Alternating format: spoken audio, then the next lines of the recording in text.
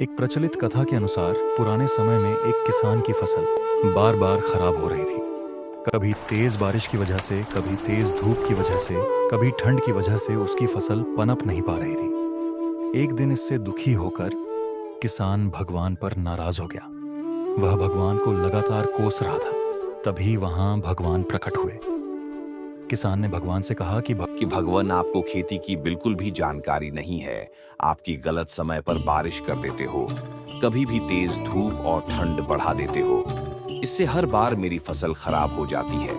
आप मेरी अगली फसल तक मेरे अनुसार मौसम कर दीजिए। जैसा मैं चाहूं वैसा ही मौसम रहे। ये बातें सुनकर भगवान ने कहा कि ठीक, अब से ऐसा ही होगा।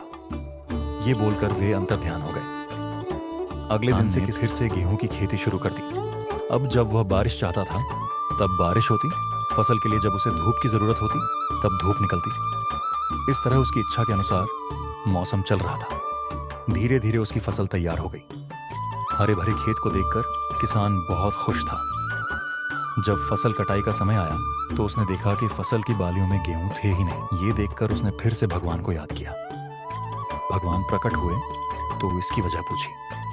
भगवान ने कहा कि जब फसलें तेज बारिश में, तेज हवा में खुद को बचाए रखने का संघर्ष करती हैं, तब उनमें दाने बनने की प्रक्रिया शुरू होती है। ये बात किसान को समझ आ गई और उसे अपनी भूल का एहसास हो गया।